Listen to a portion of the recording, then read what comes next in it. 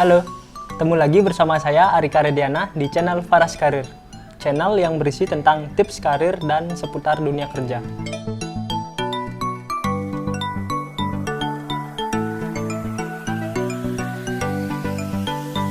Psikotes adalah salah satu rangkaian tes psikologi yang disusun sesuai dengan standar keilmuan psikologi untuk mengungkap gambaran menyeluruh psikologis pada seseorang. Seperti halnya tujuan psikotes yang merupakan kunci penting dalam rekrutmen calon karyawan untuk menjaring bibit unggul. Sebelum masuk tahap wawancara, seseorang diharuskan lolos dari tahap psikotes terlebih dahulu, dan tidak sedikit para kandidat terpaksa gugur karena tidak lolos tes ini.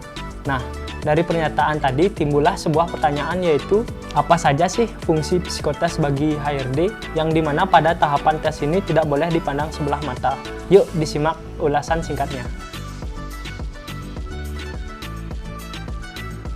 Saat merekrut karyawan baru, HRD harus cukup jeli untuk membaca kepribadian kandidat.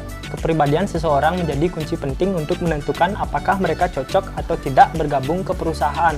Karena yang kita tahu, mengenal kepribadian seseorang tidak hanya bisa dilakukan dalam sekali pandang saja kan? Itulah sebabnya psikotes dijadikan tolak ukur untuk membaca karakter kandidat. HRD dapat membantu perusahaan menemukan karyawan dengan kepribadian yang cocok dengan sistem kerja atau budaya perusahaan. Maka dari itu, jangan heran kalau gambaran tentang dirimu dapat mudah dibaca lewat psikotes yang kamu jalani. Fungsi psikotes berikutnya adalah untuk mengetahui potensi yang dimiliki para kandidat. Tentu tidak ada kandidat yang benar-benar sempurna memenuhi semua kualifikasi yang dibutuhkan perusahaan.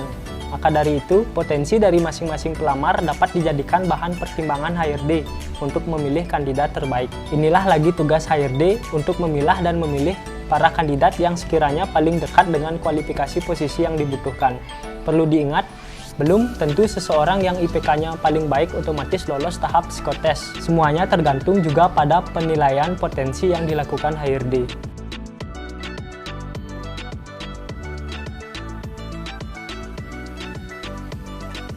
Terakhir, ada juga beberapa posisi di sebuah perusahaan yang mengkhususkan para kandidatnya memiliki intelijensi tertentu. Dari psikotes inilah tingkat kecerdasan seseorang juga bisa diukur. Sebelum mendalami kemampuan kandidat lewat wawancara, kandidat harus bisa lolos di psikotes ini terlebih dahulu. Harus diakui bahwa perusahaan juga butuh seseorang yang cerdas dan cepat dalam membuat keputusan, apalagi untuk posisi atau jabatan strategis di level yang lebih tinggi. HRD harus jeli menilai kandidat dengan kecerdasan intelektual yang baik lewat psikotes ini.